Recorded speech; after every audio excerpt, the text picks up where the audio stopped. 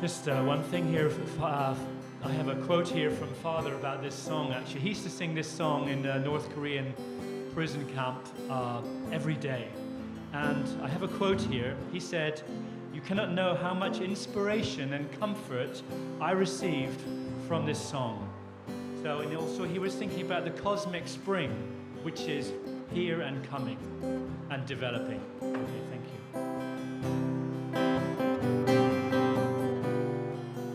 So when the wind of the bitter dark night lift off the weight of your cold, ruthless hand, spring breeze will chase you and bring flowering fragrances, breathing new life to the suffocated hills. Though you most ruthless of winter winds blow, doomed in a moment you too shall be gone. Spring breeze will chase you and bring flowering fragrances, breathing new life to the suffocated hills. Butterfly, awake and you meadowlark of spring, now and I suffered this nightmare too long. Spring breeze will chase you and bring flowering fragrance, breathing new life into the suffocating. Snowy cold wind, snow and cold wind of the bitter dark night, lift off the weight of your cold, ruthless hand. Spring breeze will chase you and bring flowering fragrance, breathing new life to the suffocated. Though you most ruthless of winter winds blow, doomed in a moment you too shall be calm. Spring breeze will chase you and bring flowering fragrance, breathing new life to the suffocated. Butterfly away, butterfly awake and you meadowlark of spring. Ah, that has suffered this nightmare too long. Spring breeze will chase you and bring flowering fragrance, breathing new life to the suffocated hills, breathing new life to the suffocated hills. Please sit down.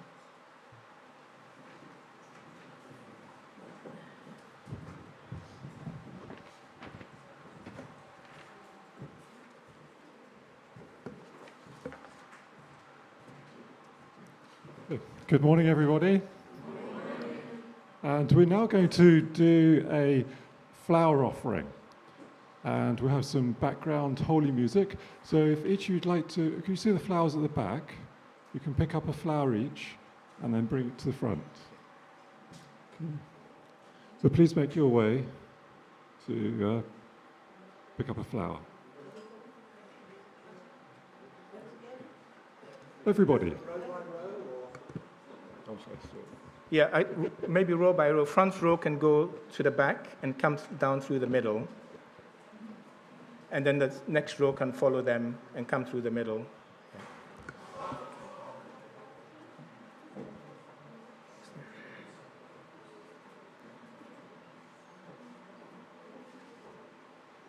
Give me some music. Some music.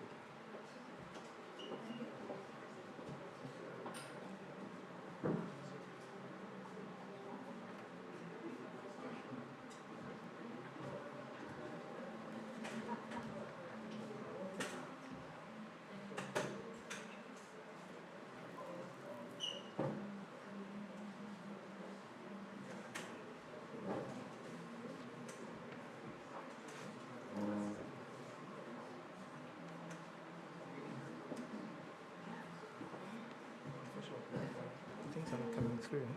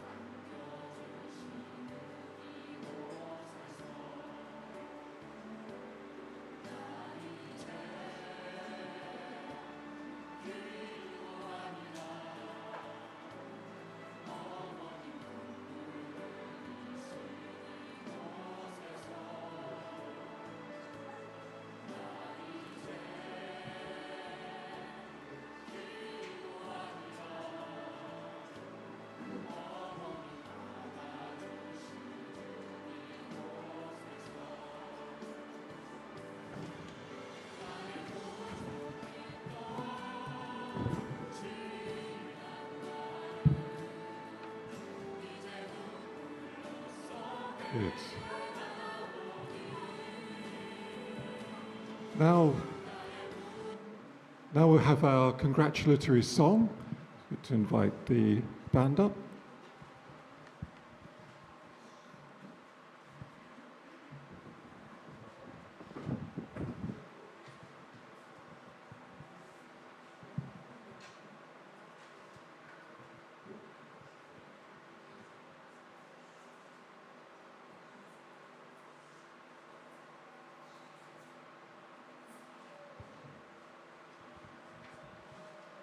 This is a song called You Raised Me Up.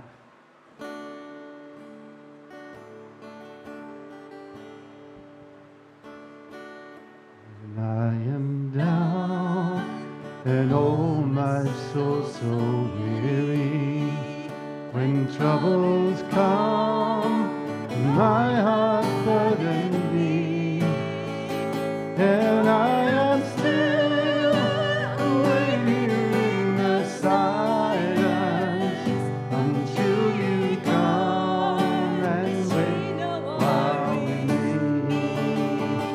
You raise me up so I can stand on mountains. You raise me up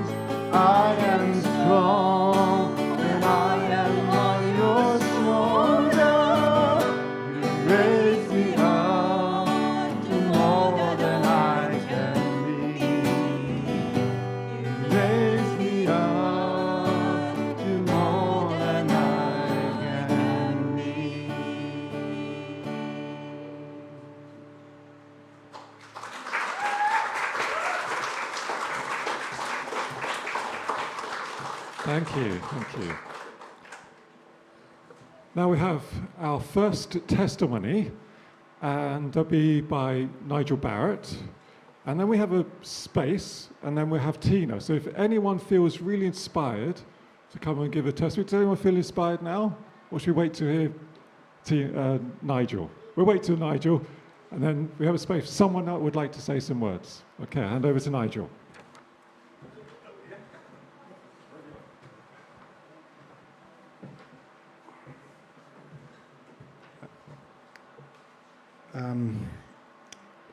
Aja gave me 3 minutes, which is going to be a challenge. I had quite a few times I was in a small room with True Father, or went to speeches at Belvedere. It's difficult to know which one to tell you. You've heard some of them before, some of you have. Anyway, the first time was 1978. True Father came to this country. I was in the printing centre, and True Father, Mr. Orme brought True Father. The first place he brought him after the airport was to Row Lane Farmhouse, where the printing centre was. And I was working in the barn on this large printing machine, and True Father came in and he looked around and he said, "Oh, too narrow," meaning the building's too small. It was quite cramped. And we'd cleaned up the place quite well. And then he walked over, and the printing machine was about 6 inches from the wall. And we'd forgotten about that area. And he looked down, and it was all dirt and bits of paper and cobwebs. And we thought, oh, no. Then the next story, I won't tell because it takes too long. That was the one where he's looking in everybody's eyes. Do you remember that one? Anyway, can you imagine not wanting to go to see Father? Can you imagine that? Every Sunday, when I was living in the New Yorker hotel, every Sunday we would go to Belvedere, and True Father would speak for 2 hours or 3 hours. You'd sit there and you'd expect at least 2 hours, and then sometimes it would go a bit longer, 3 hours, 4 hours, and after a while you'd give up and just sit there. And True Father said, "I have to keep talking until I see you resurrected." He also said, "You won't remember what I said, but you won't forget the experience." And one time, it was, I just arrived in America for a 40-day workshop, and I was jet-lagged, and I think it was a holy day, I can't remember. We went to Belvedere, and I was sat on the floor with jet lag. I had a headache, and I was sitting there. And True Father said, "State leaders, stand up." And they all stood up. And then he told them off for an hour. He told them off. "I sent you Japanese sisters. What did you do? You sent them fundraising. Da, da, da, da, da. And I just curled up, and I sat there thinking, oh gosh, and the headache was getting worse. And then Father, after an hour, he said, sit down. And then he just made us laugh. And I just felt so great and just lifted up in that moment, But sometimes, after a while, sometimes going every week to see Father, sometimes the judgment became too much. And I just thought, oh gosh, I can't go and listen and be judged again. And I must confess, there were some Sundays I didn't go. It sounds terrible now, and I wish I could go and see Father now, And I'll probably run out of time, but I'll tell one more little story. True Father was talking, but he kept on leaning on the blackboard. That green blackboard they had at Belvedere? And he'd go back and he'd lean on the little ledge, the chalk ledge, and to take the weight off his legs. And he kept on doing this, and it was obvious that he was feeling tired, and it was a long talk. And this one, I don't know if he was Japanese or Korean, probably Korean, she got up, picked up a chair, and put it on the platform where Father was talking. And he stopped talking, he looked at the chair, and he walked over and he kicked the chair off the table like he was kicking Satan off. And he looked at this sister and he glared at her as she walked across the room. She just walked along, sat down. She saw Father was suffering and she wanted to serve him. And afterwards, Kevin McCarthy, 40-day lecturer. He said, Father has a condition not to sit down during public speeches at all, ever. Eventually, he did start sitting down after about 40 years of standing. And Kevin said he had made a condition never to sit down in a public speech, even however long the speech was. So it was like being tempted by Satan. Anyway, he kicked this chair off the stage, and we just waiting for the lightning bolts to hit this sister. And we went, and then he turned around and he smiled at us, and we all just laughed. And one more. Father was standing there talking on another day, and his shirt was like this. Can you see? His shirt was hanging out. And Reverend Quark kept going like this, and Father ignored him, and Reverend Quark kept going like this. He goes, what? You know, or something like that in Korean. Your shirt. And he looked down, and he just grabbed his shirt and pulled it right up like this. He was wearing a vest underneath, so I won't imitate. And then he tucked his shirt in. Anyway, that's it. I got loads more.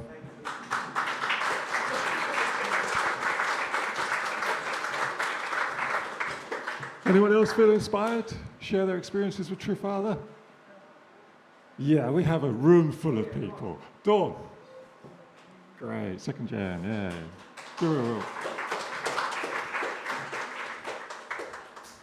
Sorry, I don't often do this, but just hearing those stories from Uncle Nigel make me think of my own experiences.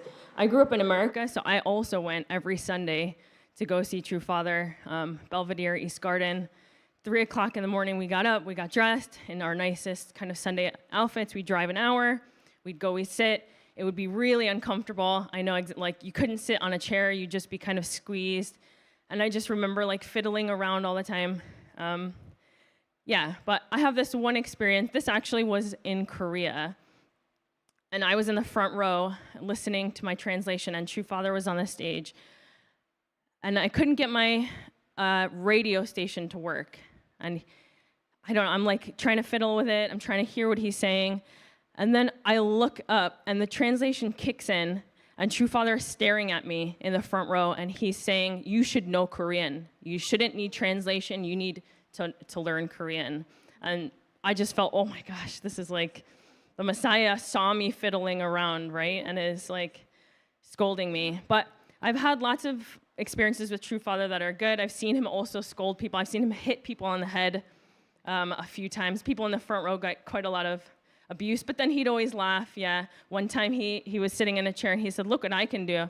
And he like tried to put his foot like over his head, and he was like, I'm more flexible than, you know, some other people who are younger. And I was like, whoa, this is intense. But I had this one dream, actually. My kind of most intimate experiences with True Father have been in dreams. And I had this one dream, and I'm at East Garden, and True Father and the True family.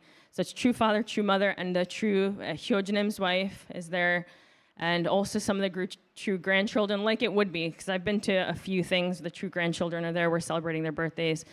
And in the dream, he looks at me, and he says, what is the meaning of life? And I'm like, I'm a physicist, right? So I'm like thinking of like, what is the logical thing to say?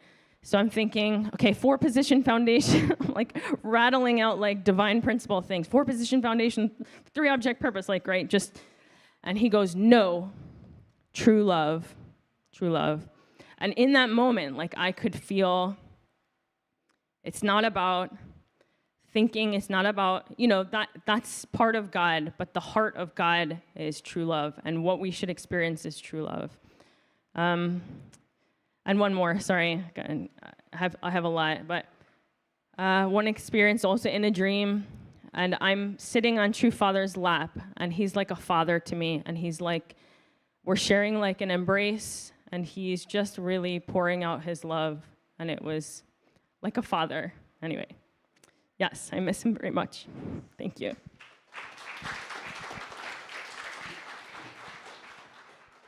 And Tina.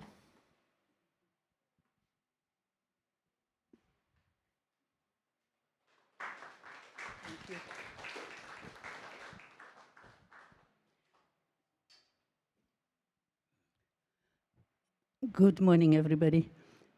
My experience is maybe a little bit different. I don't have really direct experiences so much with our true Father, but I have a few that like emotional and kind of internal. First of all, I'm sorry, I'm getting a bit already now emotional. Sorry.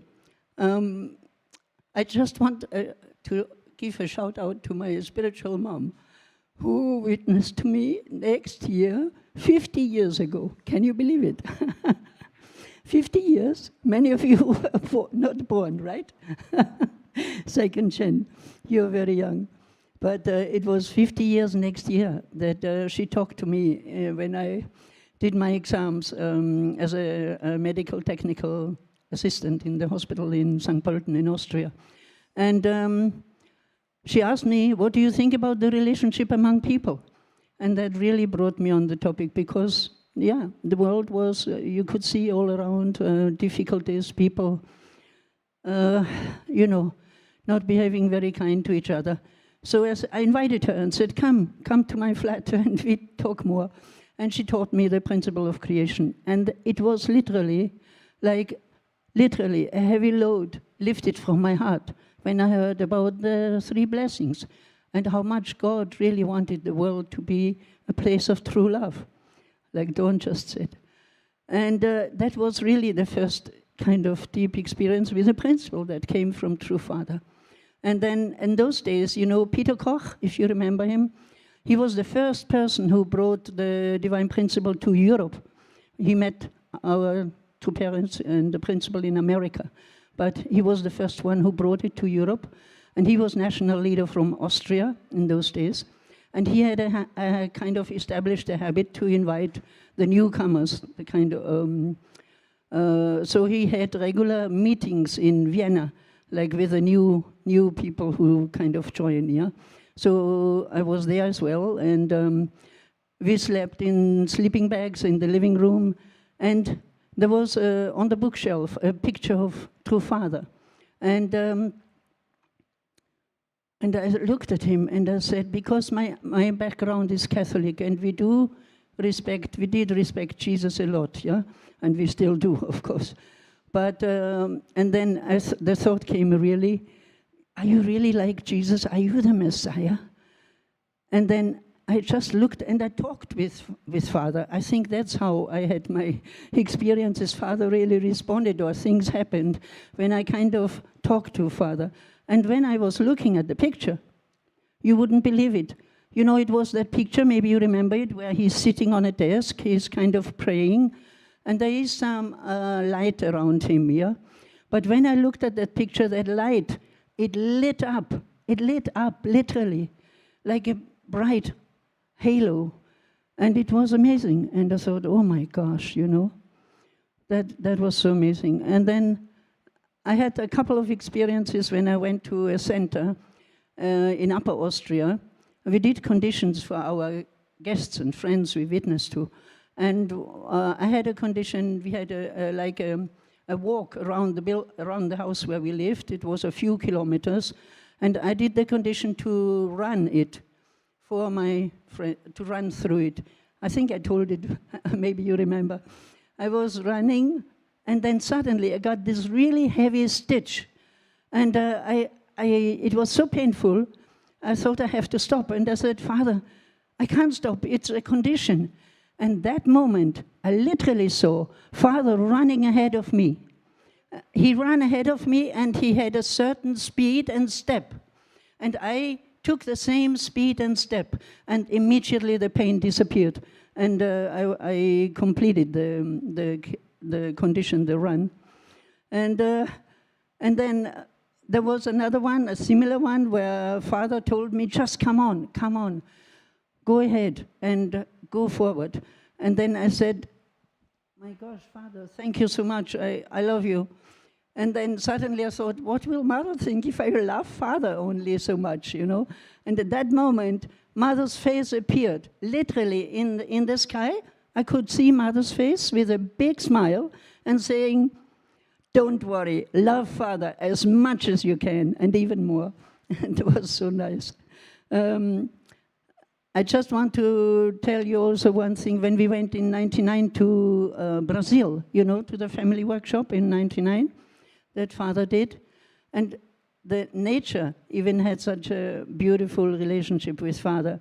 We lined up to welcome Father and Mother, and 2 parrots, they were flying from where we were standing, all lining up on the road, were 2 parrots flying to the house. Father had a house, and later on, they were sitting always near Father's house on a tree, and I took a photo of it. They were always sitting near Father's house.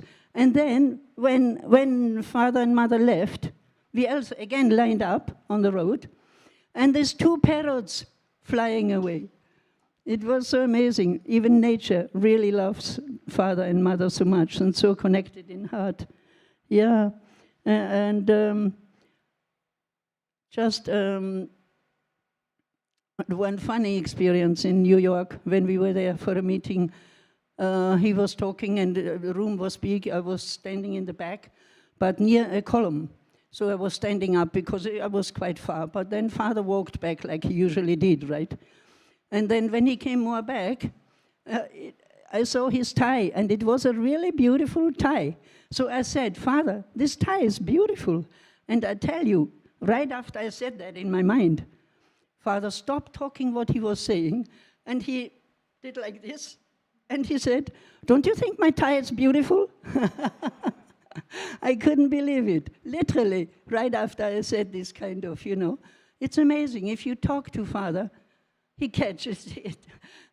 He catches. But anyway, then that was so nice. I thought that was so nice. But then, of course, the last, there are a few more, but the one which was a little bit sad was, Father, in March, or in beginning of 2012, was the anniversary celebration for Women's Federation, 20-year anniversary. And so I went to Korea to this celebration, but Father didn't come to this celebration. And then in August, the same year, in 2012, he inaugurated the Able Women's UN. And then I couldn't go at that time because it was the same year, and somehow I couldn't go, which I still now feel a bit sad that I didn't go. So I watched online, of course, the ceremony, and then at one point, Father was here. Father, in his speech, he was like that. And when I watched it on the computer, I felt, oh my God, Father is saying goodbye. And it was soon after he went to a hospital, and soon after he went to spirit world. But I just felt he said goodbye to me. Of course, he said goodbye to everybody, but I felt he said it to me also personally. And thank you, Abode, thank you. So, yeah, thank you very much.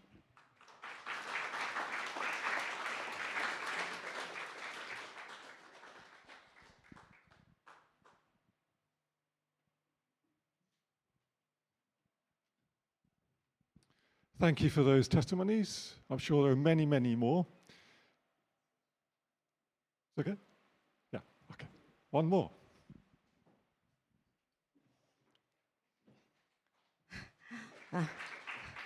Morning, brothers and sisters. Yeah, anyway, I've just come back from Korea and Malaysia. I wasn't preparing to come and say this testimony, but I felt pushed anyway.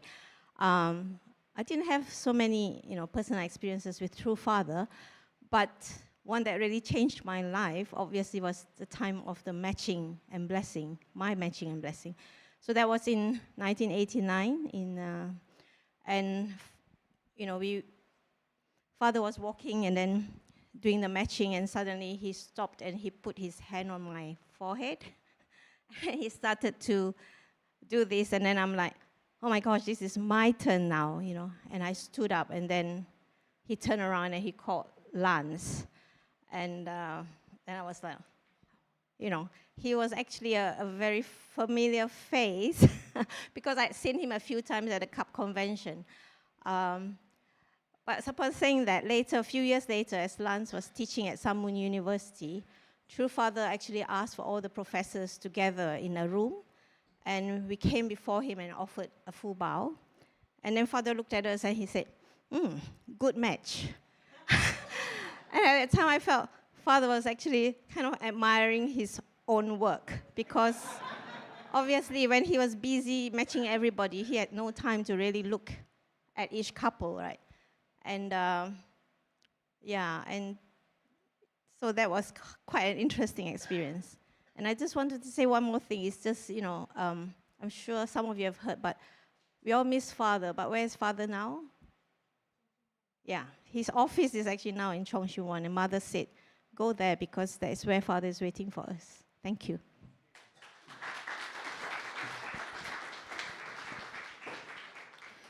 Thank you. So we're going to have 2 songs now before the sermon.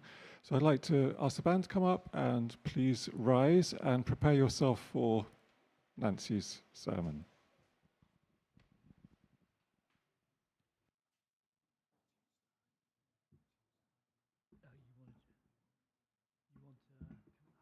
Whatever you want.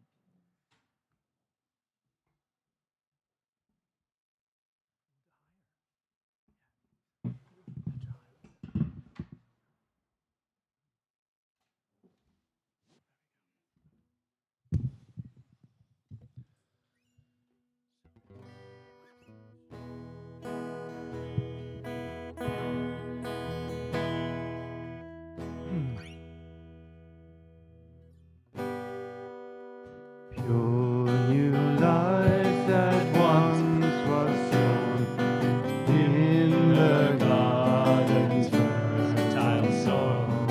Sprouting seed has now become a blossom of heavenly loveliness. Never afar, Lord of all, shower your blessing upon this holy day, bond of love forevermore. Hallelujah, glorious day of joy. Sisters,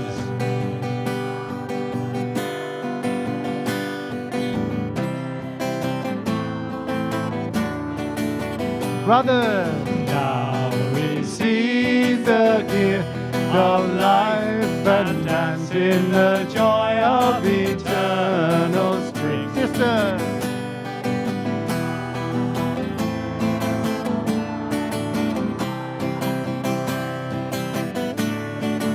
together, there's us to share love's communion faithfully. Hallelujah, glorious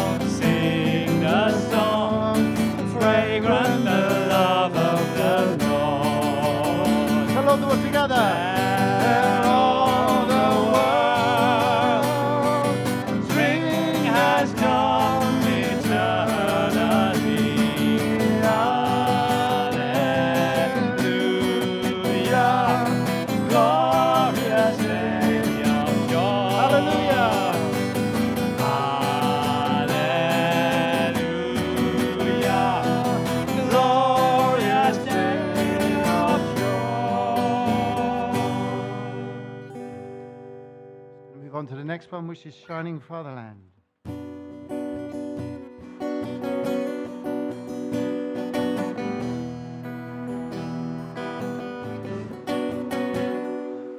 Sunlight beaming forth in the east from the fatherland,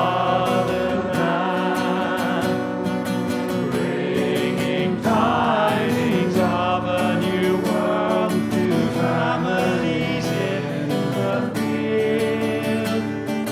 Let us hasten to send the news all throughout the world. Eden's glory spreading forever, the hope of joy and peace. Dawn, golden dawn, throughout the shining fatherland, tells the tidings of the rising sun that brings us life. Harvest quickly, men of the field. Harvest quickly, men of the field. Hasten to harvest now. Crops are ripened and ready to bring into the heavenly farm.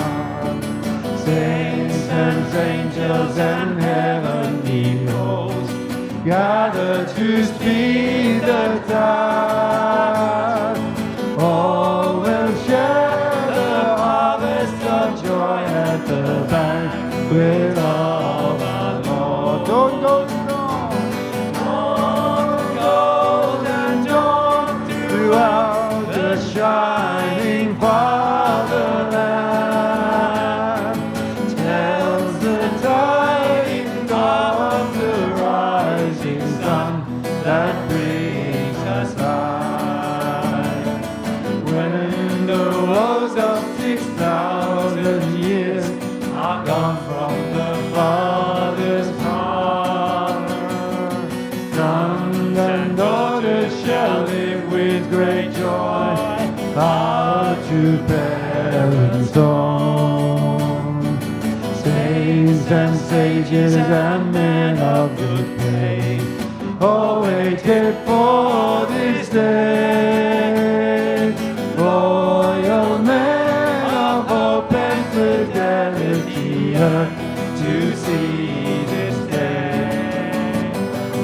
Dawn, golden dawn, throughout the shining fatherland, tells the tidings of the rising sun that brings us life. Dawn, golden dawn, dawn, golden dawn, throughout the shining fatherland, tells the tidings of the rising sun that brings us life. Please take a seat.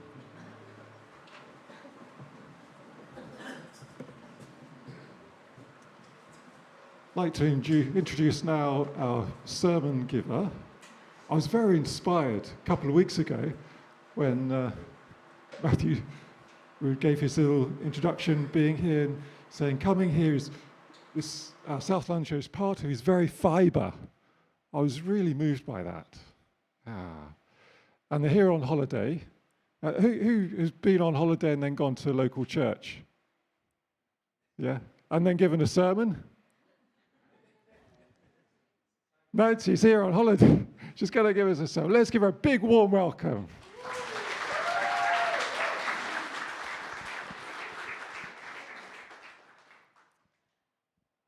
Wow. I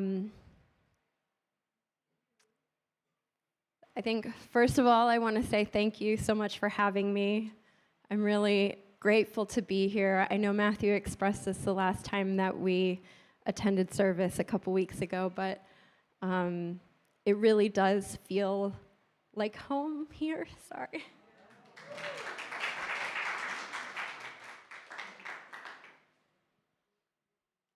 If you've ever seen my sermon before, then you know I can't get through one without crying, so this is par for the course. So I'm really grateful to be here and very nervous. No matter how many talks I give, the nerves never go away. And let's see what is alive and what the Spirit wants to say today.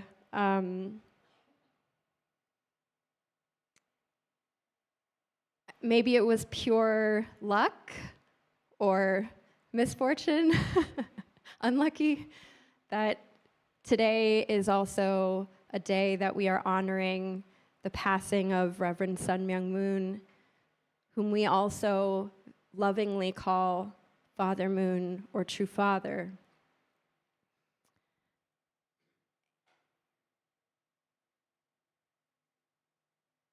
I can say, well, I guess, quick question first. Has anybody seen my It's Not About True Parents sermon on YouTube? A few.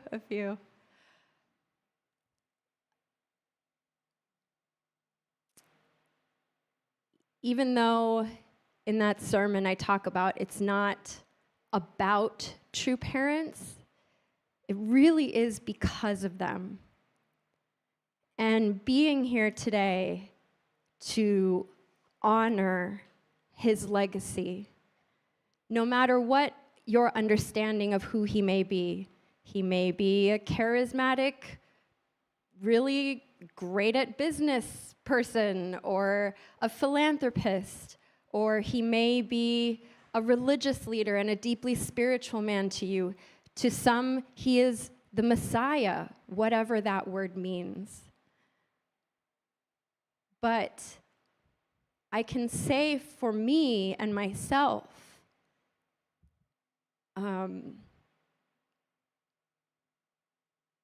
I feel deep gratitude to this man because I exist. I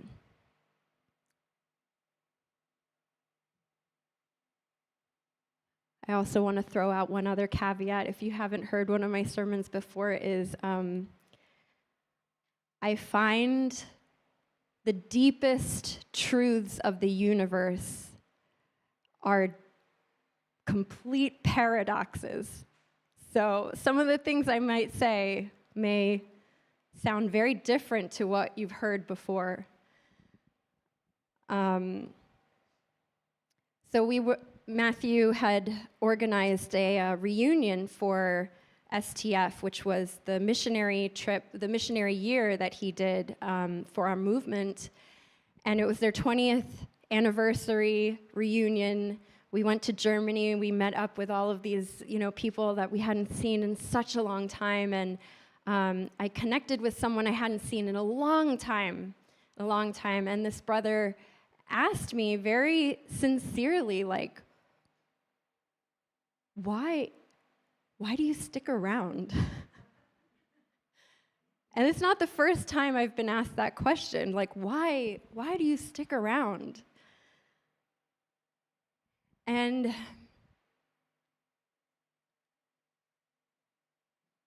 it is so truly because no matter what your understanding of truth may be, of truth or religious practice or tradition or whatever, there is such deep, deep love here. There is such deep, deep love. And I can hear that in the testimonies that were given.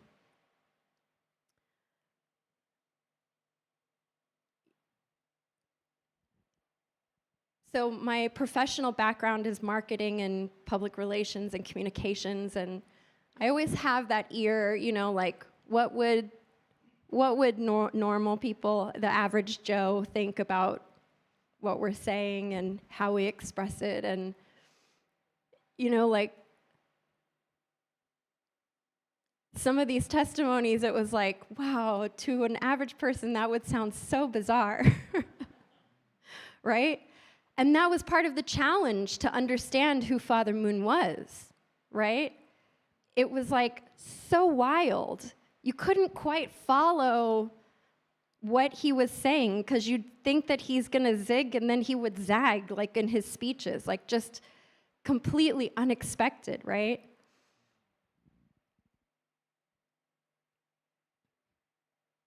But what's undeniable is the love. What I kind of wish for our movement, though, was that we would also understand or feel that love within ourselves. How much have you ever wondered, is True Father proud of me? Is True Mother proud of me? But do you feel that? Do you feel that they're proud of you, or do you feel like you've let them down? Why is there that disconnect? Because if they're not proud of us, how can we call them true parents? Right? That love is unconditional. It's not, I love you because you do something for the providence. It's not, I love you because you come to church every Sunday. It's not, I love you because you leave your kids behind and sacrifice and go on mission. Although I'm also deeply grateful for that sacrifice too. But the truth is that you don't have to do anything. And they love you. They're proud of you. But why don't we feel that? Why is it so hard for us to really feel they're actually proud of us?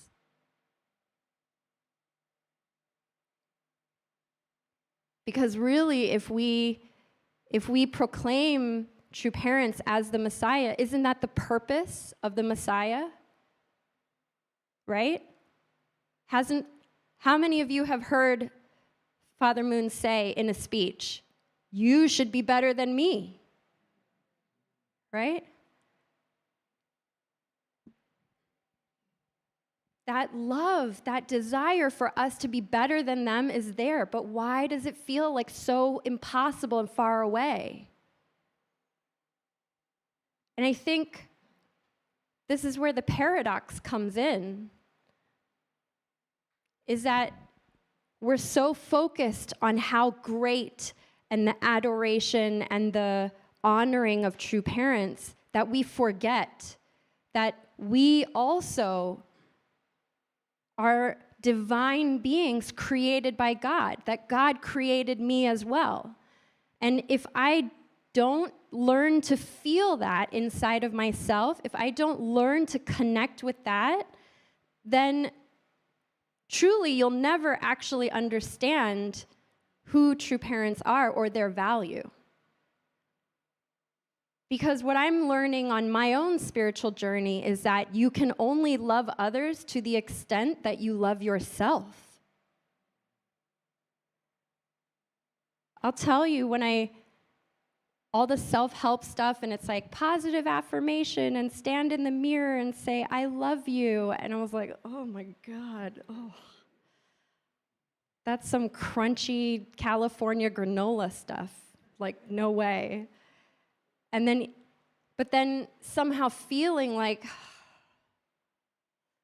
because on my journey also discovering how much I ignore myself, how much I ignore deep, deep down inside of me. And when you ignore yourself, actually you create more suffering. You create more disconnect. You feel lonelier than ever because nobody understands me. Heck, I don't even understand me. I don't know why I feel like this all the time, so heavy and down and like I don't matter. So down on myself, right? I think that is what the fall is. It doesn't matter if you believe in the biblical fall, if it's true or not, or, I took a class in seminary on Christian history. And it was so interesting because we read a piece of Greek. It was like ancient. It was like before the Roman and the Greek gods. But this story of like how creation came to be, and there were all these monsters and things. But the essence of the story was the same thing as the fall. It was like, oh, every civilization, every religion has some story about how we lost the divine. We are disconnected. We are disconnected. That is what it means to be a fallen person. I can't feel God's love. I don't know how loved I am. And it's like, you know it in your head, but do you feel it in your heart, right? Like, Adrian, I bet every single person in this room could say how amazing you are, right? Like, they could just, and so genuinely. But do you feel that about yourself? Why? Why is it that my default as a human being, and this is true for any person out on the street, I could walk out of this building right now and ask somebody, why is it that the default is when we look in the mirror, we think, oh, I'm so ugly. Oh, I haven't accomplished enough in my life. Why do we put ourselves down?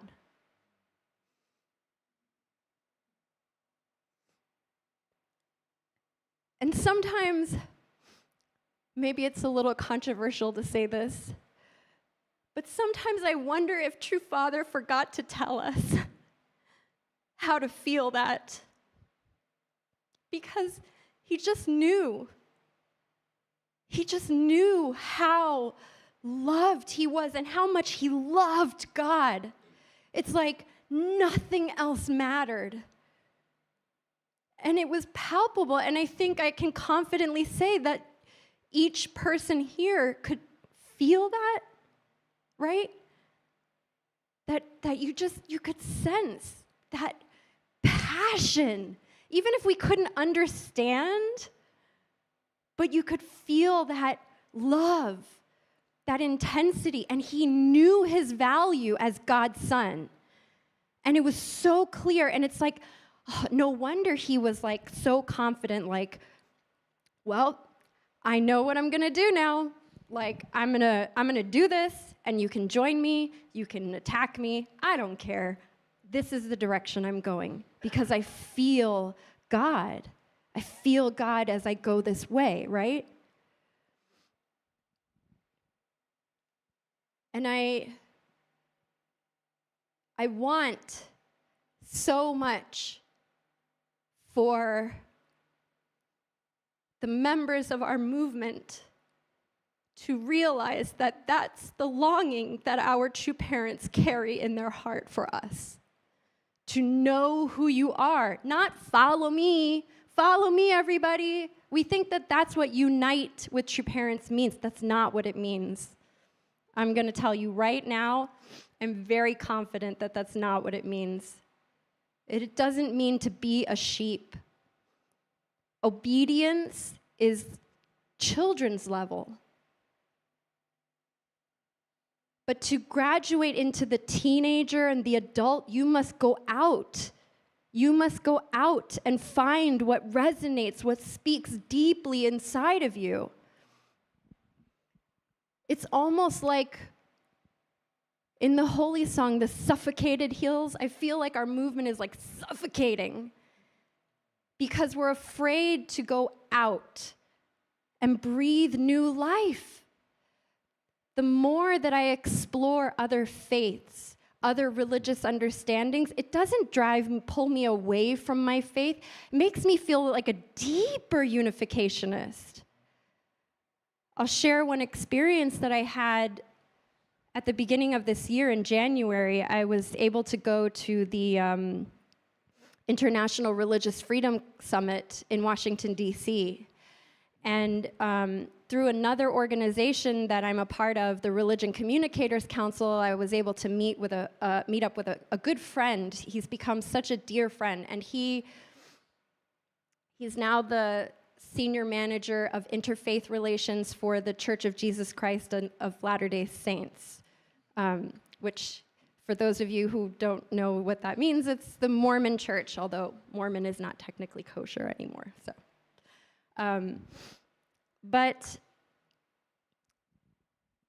my LDS friend, I was able to introduce him to a brother from Japan who is working very hard on this religious freedoms issue in Japan, and the three of us went out to dinner and we were talking, and it was so interesting because we got very candid, and we're like, you know, just all the different issues, and he was like, oh yeah, that happened to our church too, and we were struggling with these things, and these are some of the issues that we struggle with, and we're like, wow, okay. And then he would say something, and I was like, oh my gosh, that reminds me of like what we believe is like this, like we say it this way, we say like living for the sake of others, you know, that Father Moon introduced us to this guy, and he's like, oh yeah, that's like in the Book of Mormon, like this scripture or this story, you know, talks to us about that faith and that value. And it was just this very like excited conversation, but the undertone of it, the underneath part of it was this, I love the way you love God. And it was like, I don't need to convince my friend to join our church. I don't need to bring him to here or anything like that. It was like, wow, you love God so much, and it's so beautiful. And I love, you know, like I love this tradition that I've learned about your faith, and I really respect this. You know, and he would say the same thing back, and it was like, wow, I want to be the best unificationist I can be, you know? And it made me realize, like, even Father Moon has said the church is an institution. It's an institution. It doesn't matter. In his autobiography, he says, religion is the vehicle. It's not the end all. The purpose is not the religion. It's not to go out and to get the whole world to join our church so that we can all be the same. I really don't believe that anymore. Actually, if God is a heavenly parent and we, his children, are lost, if that was my kid, you better be sure I'm going to employ like 10 different methods to try to get them back, not one. Right? And so I really believe through the path to God is as infinite as God is, because the infinity of his expression is here in this room. Every single one of you is an expression of God, created exactly as you are on purpose. We think our character flaws are deficits, or we call them fallen nature, but that's not correct, actually. Fallen nature, according to divine principle, is failure to see from God's viewpoint, leaving your rightful position, reversal of dominion, and then multiplication.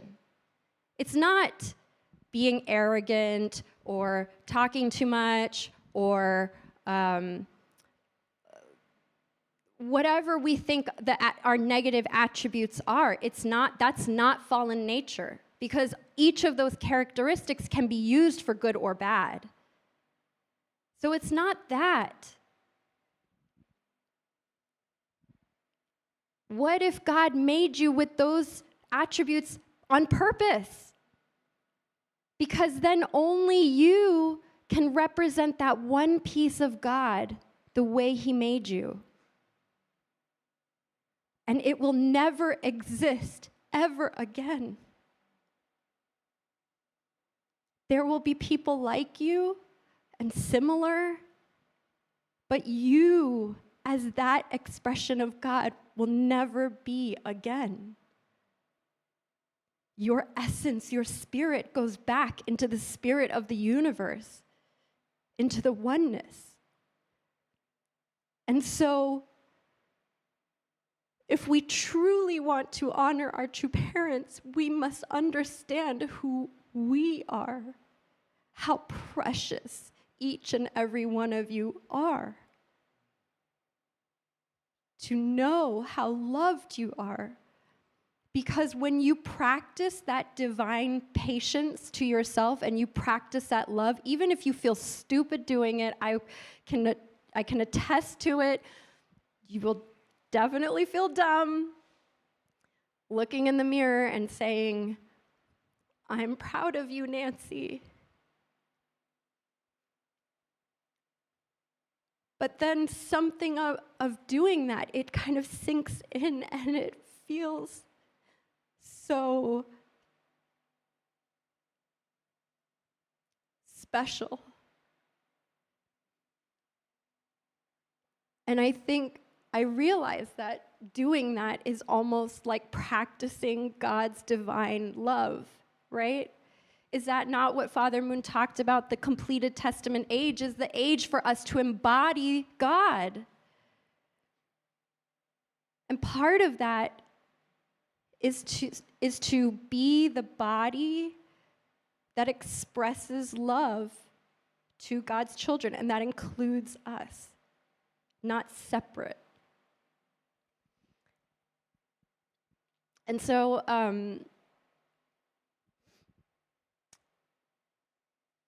one thing that I want to share is that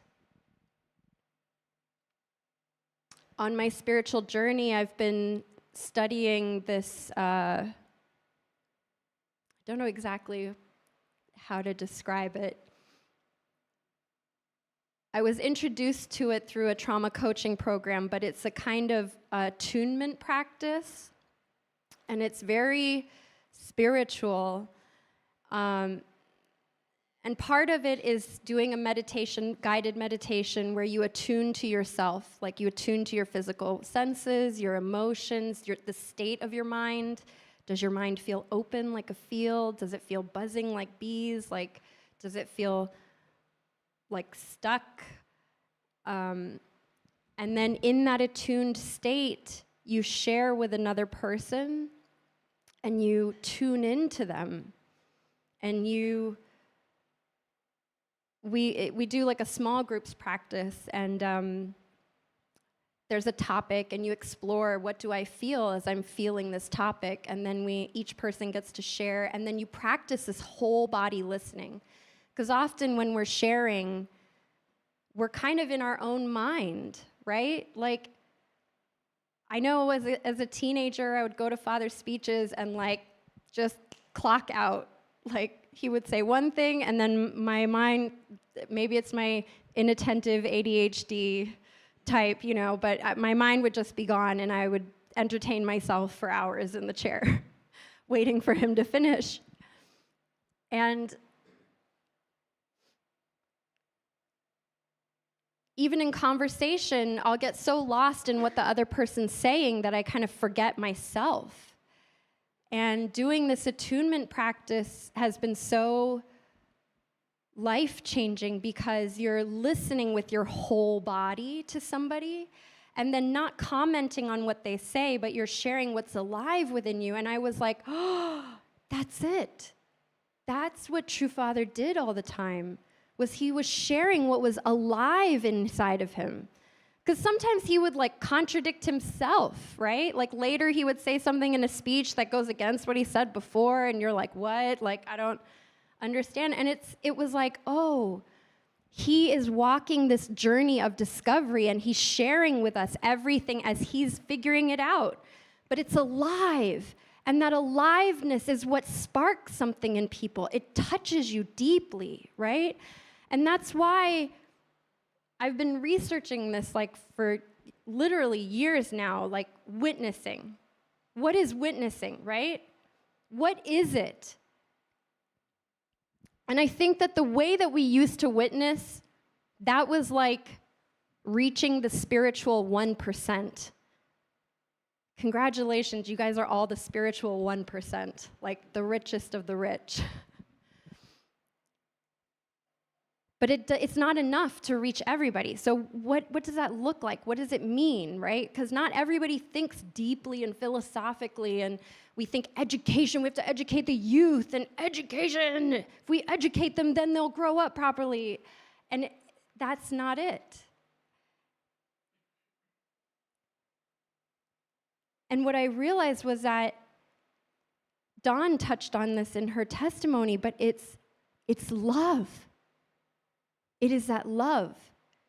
Because when you love and you feel loved, when you feel like someone really gets you, you're sharing something from the pit of your heart, and you feel like someone really understands, don't you feel a sense of like connection and like intimacy, right? Because that is an expression of love. It's like, it is an attunement, and it goes beyond words. It's like, I'm sure mothers all know this, I'm sure some fathers understand too. It's like when your kid is freaking out and you try to reason with them, and they're like, oh, like, no, and then they get more angry and upset. And sometimes all you have to do is just sit down next to them, right? And just feel what they're feeling. The attunement. And it just suddenly they like calm down, right? And so this journey, as I attune more deeply to myself, to know myself, it's like I keep having these like, oh, wow, that must be what true parents understood. Oh, whoa, like, what, like, and it just boggles my mind. It's like there was this expression of, so I got certified to lead practice groups, but there was this like expression, and it's like when you can feel yourself like deeply inside, and then you can feel someone else, but then you feel that person also feeling you. It's very different. And I think to come around full circle, a little bit full circle, what does attunement have to do with like witnessing? I think that we got the concept of witnessing all wrong. And I think right now, if we continue in the trajectory that we're going right now, we're going to unconsciously repeat Christianity. Because if I might as well get a cardboard sign and stand on the street next to the guy saying the kingdom is nigh, with my board saying, you need true parents or you're going to go to hell, right? Because just proclaiming true parents that's not it, actually. I feel that witnessing is actually the word to witness, like in a courtroom drama, to see the divine that is already in people. That when I talk to somebody and I have these experiences more and more and more that I do this, anybody, when I talk to somebody and I say, wow, do you know how amazing you are? They're like, what? Like, who are you? I had a 2-hour cab drive to the airport to go to Australia to see my sister, and I was talking to the Uber driver, and I was like, oh, do you have any kids? And he's like, yeah, I have a kid with my girlfriend. We're like on and off again. And I was like, oh, how long have you guys been together? And he's like, oh, like 7 years, something. I don't know. It's really hard to know if she's the one or not. And I was like, whoa, wait. It's like, wait. 7 years? I was like, have any of your friends been together for 7 years with their partners? And he was like, well, no. And I was like, dude, that's like an accomplishment. Like on again, off again, it doesn't matter. Relationships are hard. Like I've been married for almost 20 years. They are freaking hard. That is an accomplishment. That's amazing. He was like, yeah. And then we started talking about how relationships, how they challenge you and they teach you about yourself and how to go deeper and grow your heart and to be more. And the fight is never about the other person. Usually it's about me and my issues and learning from that. And then by the end of the cab drive, he was like, I feel like God wanted me to pick you up. And I was like, me too. Like, I got so much out of this conversation. You're amazing. And I knew in that moment, if I invited him to come to church, he would come. Because it's not about preaching. We are not better than anybody else. We have so much to learn. We have so much to learn from people. But it starts by also understanding ourselves. Because if we don't understand ourselves, then we won't have the patience for others. We won't be able to give them that grace because we don't know what that grace is like. And that's what it is. It's the love. To witness is to see the love in every person, how much God loves this person. Whether you agree or disagree, it doesn't matter. Every person has something so amazing in them. That is witnessing. Not, I need to teach you and correct you and change you. It's like, no, not that. It's like, wow, you are so special. You're so special. And it's when you do that, I promise you, it's like touching a tuning fork inside of their being. It starts to reverberate. And it's like the goodness starts to like amplify. And they're like, oh, yeah, I'm a good person. I can be a better person. Like love is not limited. It's unlimited. So let's really love others the way that true Father really unconditionally loved so many.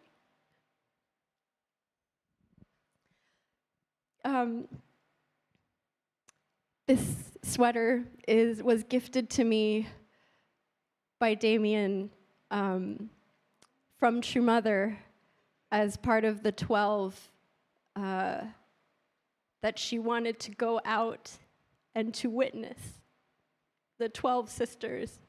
And I feel like I finally understand what that means, to wear this and to represent their love and to touch the love in each person. That they are welcome here because we love you. Not because you believe in true parents or you know who they are or you did a 40-day workshop or whatever. Just because I can feel you are my brother and my sister. Thank you.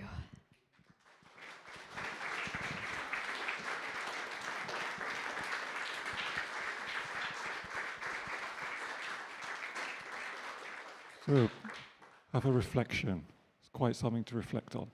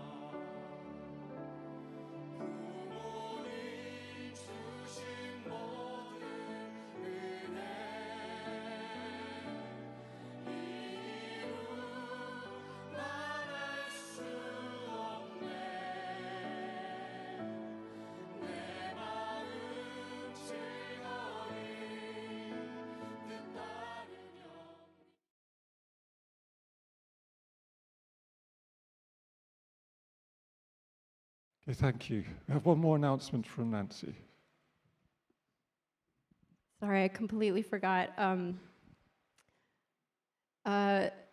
This Wednesday here at the Peace Embassy at 7:30 p.m., I'll be hosting a attunement practice group. So if anyone is interested to try it, I invite you to come on, just show up, and it's 90 minutes from start to finish. Yeah, so thank you.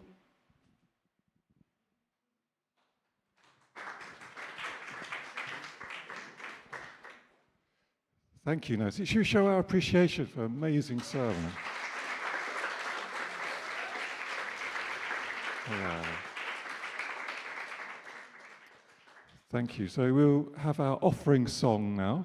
Let's invite our band, and please rise.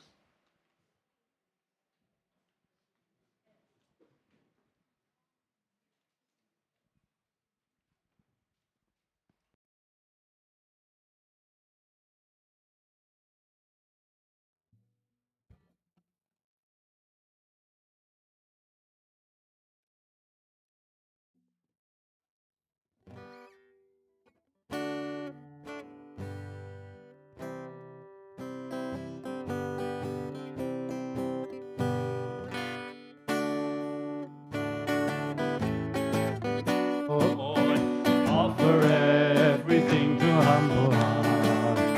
Come attend the Lord, oh rejoice in Him. New life to all the world. Let us go, determined to seek and find all the promised glory of the Lord. Then we'll sing new songs in the garden, the songs of freedom, bright with happiness.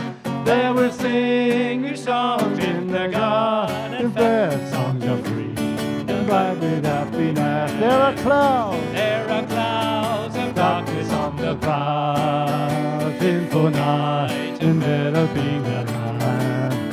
Push the clouds aside and behold the light that shines in beauty everywhere. Let us go, determined to seek and find a new world of joyfulness and peace.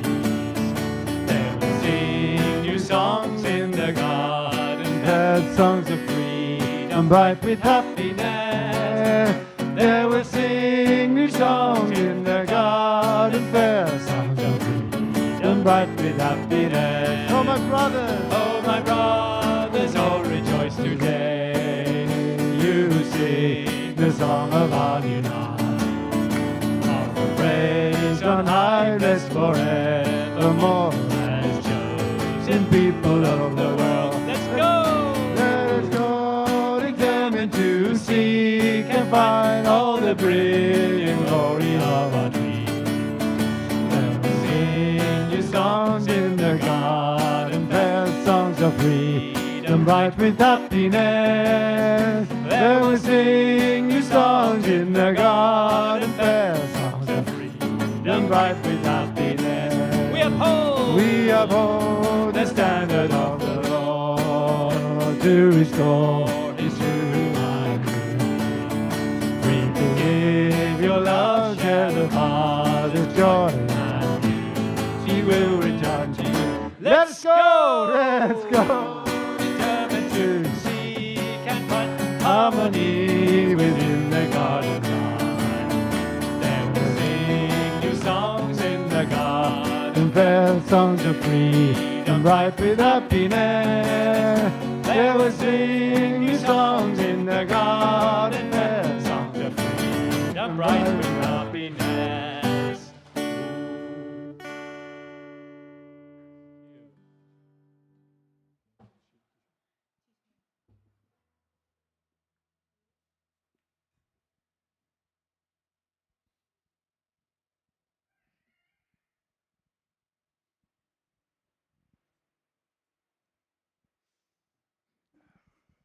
Let us pray together.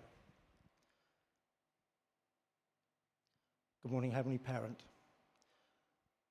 We want to thank you for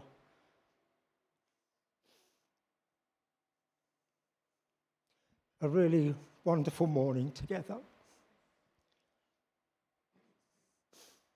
That we could receive so much as we reflect on the life of our true Father and commemorate together, share our testimonies and our memories, as all the times that we spent with Father and together as brothers and sisters all flood back into our minds.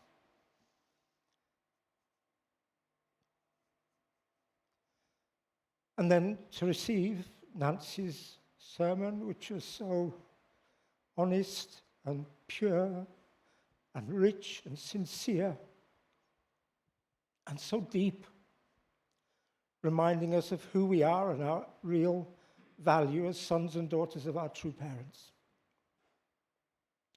Please accept our meager offerings that we offer to you today in our tithes and our donations.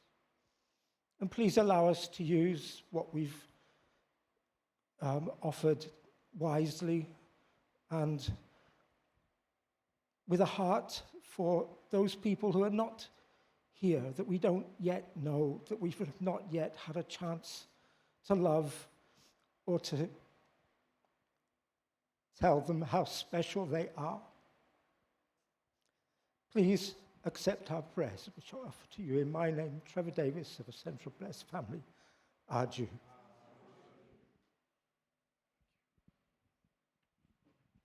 Please be seated, and we'll have our announcements.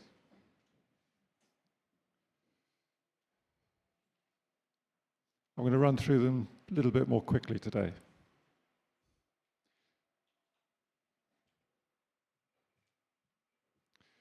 Okay, so we have a social media contest to show your talents to help to prepare different types of content to promote our region to the world. There's a QR code. You can follow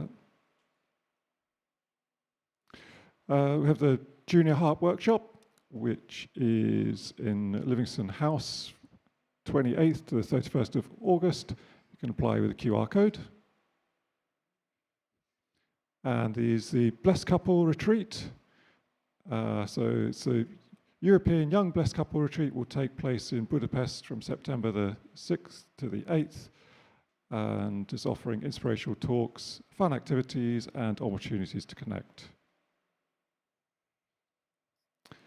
The New Hope Fishing Workshop. The purpose of this workshop is to encourage young adults to inherit true parents' legacy of ocean providence, providing an opportunity to connect with nature and with one another. There's all details there. Companions of Faith. I'm going to read this out. I think some changes in this one. So Companions of Faith Retreat. We are back in Dovedale House for another weekend, coming together as blessed children to take time to reflect, enjoy the natural surroundings, and reconnect as companions of faith. Who adult blessed children, when aware, is Friday the 6th of September to Monday the 9th of September at Dovedale House, and there's a fee of £120. So it's just over 2 weeks left. Yes, there's a QR code and all the details.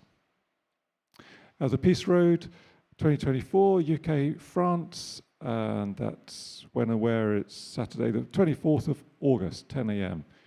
It's 12 noon in Dover, Folkestone, if not going over to France. International Day of Peace. So I'd like to invite Lance to come up and talk about this a little bit more.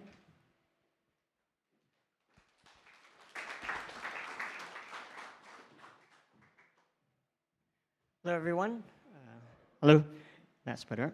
Okay. So the United Nations International Day of Peace is on 21st September every year. And this year, the South London branches of Universal Peace Federation and Women's Federation will be commemorating this day with an event. We're going to focus mainly on the Middle East and North Africa region, on the various humanitarian projects, especially in Gaza and Sudan.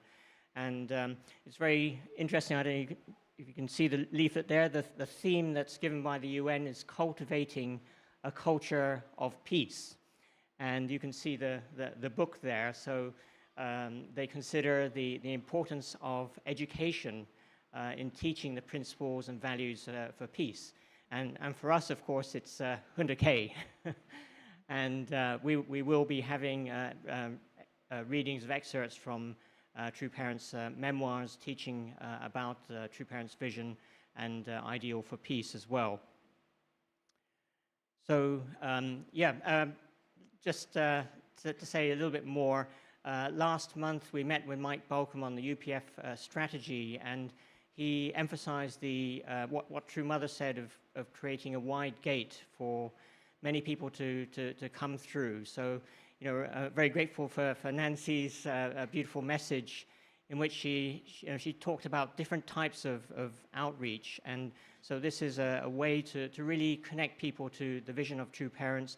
They don't have to change their religions or beliefs, but through these types of events, we can introduce them to our True Parents' thought and vision as well. So the event itself is free. So please take this opportunity to bring your guests, and I'm sure they'll have a good experience and learn a lot. Even if you don't have guests, please try to come along and learn about UPF and Women's Federation projects for the future. So we're still finalizing the program, and we'll send more details on the program as we firm it up. Thanks very much, everyone.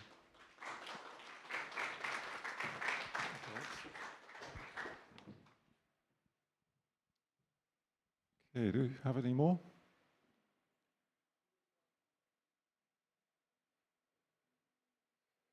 Okay, good. Hopefully it will work.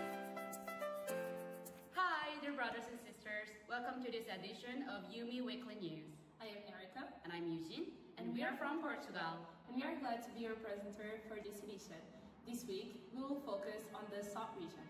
From the 6th to the 12th of July, a Nyojong Chombo 7-day special workshop was held in Kolamatia. The program of the workshop included lectures, content on true parentology, visual prayers, Chanyang Yoksa sessions, internal guidance, and testimonies. There were 20 participants both from Italy and the Yumi region. It was truly an inspiring and recharging experience that allowed everyone to connect deeper with Heavenly Parent and True Parents and to get closer to our original nature. We thank the Chombo staff for this incredible opportunity. Between the 20th and the 21st of July, a 2-day Chombo workshop was held in Italy in the town of Voghera with 92 participants and around 230 Zoom connections. On such occasion, the Italian community and all the participants could receive much heavenly grace. We sincerely thank all the participants and the staff who made this possible. We will advance with determination to support the providence led by our True Mother on earth and by True Father in the spirit world. The second generation in Malta organized a Sunday service in July. Katoto Kennedy gave the sermon with the help of his little boy Finn. Jonathan Palombi led the music by playing the guitar, while the service was conducted by Aidan Corlett Kennedy. UPF leader from Malta, Brian Corlett, attended a network meeting of voluntary organizations. On July 26th, another Japanese cultural event was held at the Peace Embassy in Lisbon, Portugal. These programs have been carried out by UPA cadets with the aim of sharing the Asian culture of Korea and Japan with young people in Portugal. There were 28 guests and some young people from YSP Portugal present. Every participant took much interest in the event. On Sunday the 28th of July, we held an interreligious meeting around the theme Being Grateful, which Reverend Angelo Shiruli insisted on organizing despite being hospitalized. Flora Graciavaro gave opening words on behalf of the Heavenly Parents Holy Community. Figures from several religions shared their view on gratitude. We had representatives from the Catholic Church, Islam, the Baha'i Faith, and the Anglican Church, as well as contributions from the FFPMU, CARP, and WFWP. On the 9th of August, Reverend Angelo Shiruli, who was serving as pastor of the Family Federation community in Padua, ascended through the Songwa ceremony. His body ceased to sustain him on the 1st of August. Family members, friends, and brothers and sisters from the community accompanied him in his journey to meet our Heavenly Parent. In the last few years, he suffered from a neurodegenerative disease and yet kept living for others and for God despite all the challenges. We thank him for having served our true parents and the community with much devotion. Now, let's have a look at the summer activities organized in the South European sub-region dedicated to our youth. Wake Up was the motto for this year's Summer Harp Workshop in Spain in July. Youth is indeed a moment for waking up, a transition from childhood to maturity. It is a beautiful time to plant seeds and dreams, but also a vulnerable time where each action and dedication can have vast consequences on our character and future self. These wonderful participants, 20 teenagers between 12 and 18, were present, paying attention, eager to learn, but also to discover the joys of discovering their best selves. The Italian community organized and ran a workshop for children, which took place from the 18th to the 24th of July in Calimatia. The motto was inspired by words of the Bible and of our true mother, and was, "Be the salt of the earth, the soil is the extension of who you are." The aim of the motto was to remind ourselves that we are little grains that together make up the world, and thus we have an impact on the world. Also, the salt could be interpreted as a metaphor of the blessed children who are called to revitalize the world. The schedule included lectures, playful activities, daily 7-minute prayers, testimonies, and more. 24 participants from the second and third generation attended the workshop. The community of Andorra organized a one-day workshop on the 6th of July. 2 young second generations, aged 11 and 12 years old, participated, listening to the Divine Principle lectures, which covered the introduction and the first chapter. The 2 children were very attentive to the lectures and asked good questions. They were also tested with more than 10 questions, and they were able to answer very well. During the 28th of July and the 2nd of August, a workshop summer camping took place in Portugal. It was an event held and organized by members of Carp and Harp. The motto chosen for this year gave us the possibility to explore many interesting topics such as testimonies, strengthening among young people, night of prayer, and many games and group activities, including activities carried out by young UPA cadets in Portugal. There were 30 young people present, including some children from the Sunday school. Our motto was "Live together, grow together," and with this we wanted to share all our feelings, all our difficulties, and find in each other the support we need to be confident, fearless, and determined adults.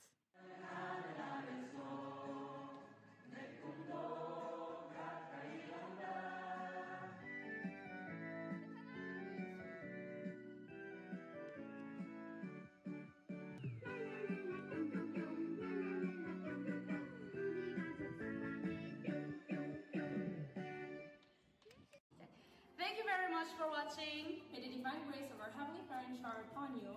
Bye!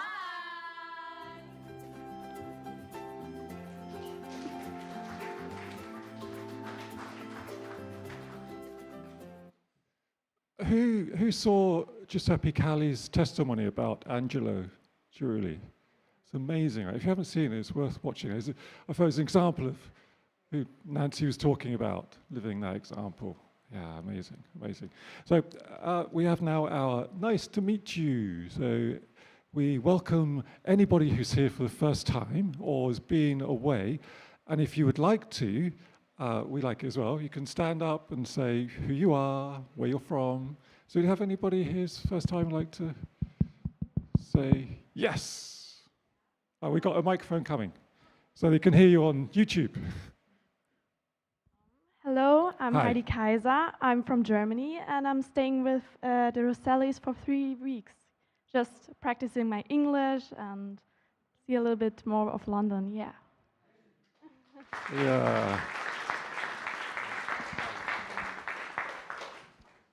Hello everyone, my name's Ashley.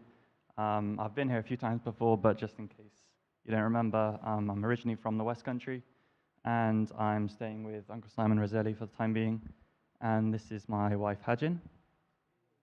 Hello, I'm Hajin from Korea, so I'm staying with him for 2 months now, for travel. So thank you.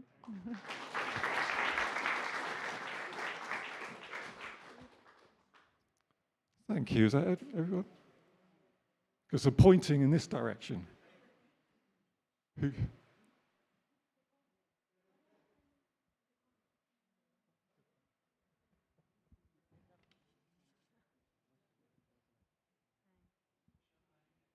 Hello, my name is Yuko, and he's my husband.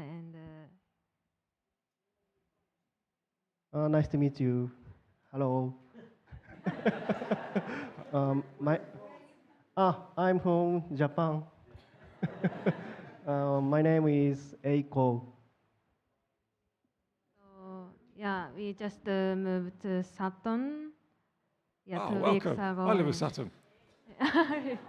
yeah, and yeah, we will. Yeah, I will stay in England for around 2 years for working. Thank you.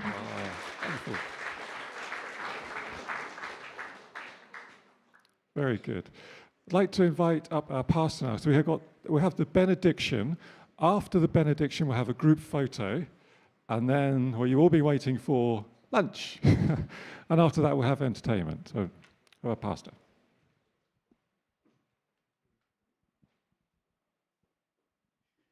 Yeah, thank you very much to everybody who's helped to set up the holy table for True Father. And thank you especially to Nancy, last moment. And you know, there's a connection between, there's a connection, always a connection, right? So Nancy sent me a message late last night that she checked Facebook and there was nothing to say when the service starts, right? And we have a social media competition, how to do social media. Somebody should say, you know, how to improve our Facebook page, right? Something simple like that. So also thank you for the congratulatory song by the Goffs, Russell and Akiko. And yeah, and all the testimonies as well. Thank you so much, Nigel, Tina, and Dawn for those. And Sulin, sorry, you know my list, but yeah, thank you, yes. And yeah, and you could see from the pictures of True Father that we assembled, Father was always, well, he wasn't always, many things at once. He was serious, he was happy, funny, and he always had a Hundoke book with him, right? This is very important. If Father is doing Hundoke seriously, surely serious for us too, right? Regrets. I have regrets with True Father, like Don was saying, not understanding and fiddling with the translation. And my regret when True Father ascended was I never understood Father directly in Korean. And I made a promise to myself, I will understand True Mother. So I'm working on that. It doesn't look like the K-dramas are working, so I'm going to find some other way to improve my Korean. Yeah, we are experiencing some kind of problems in our country at the moment with misunderstandings, and they call them riots and things. But actually, there's a lot of disunity in our country at the moment. So let's pray for the country, for healing and for unity. We used to sing Tongil every time we finish a song, right? Maybe we should sing Tongil today. But let's act on it and work on it. Of course, in your communities, you can be active as well whenever there's any unrest, to show the other side, you know, stand up for good and, of course, be safe as well. Okay, so we're going to have our benediction, if you could rise, and we'll have our benediction. So Heavenly Parent is alive. God is working with the first only begotten daughter. Around the world, we face many difficult problems. The only way to solve them is to unite with the true mother. I bless you to become the chosen people who attend Heavenly Parent with joy and become the flagship nation of Chonilguk, Aju. Aju. So please be seated. We're going to take a group photo. I'm going to invite our photographer up here. Yeah, thank you. And then we will say grace for lunch. Yeah.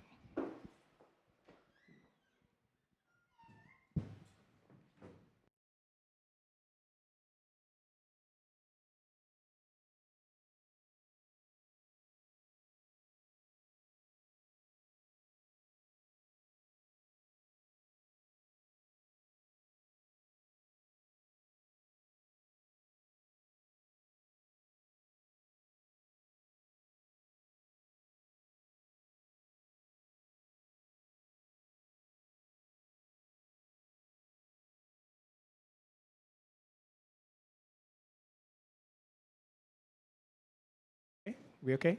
Yeah. Cheese.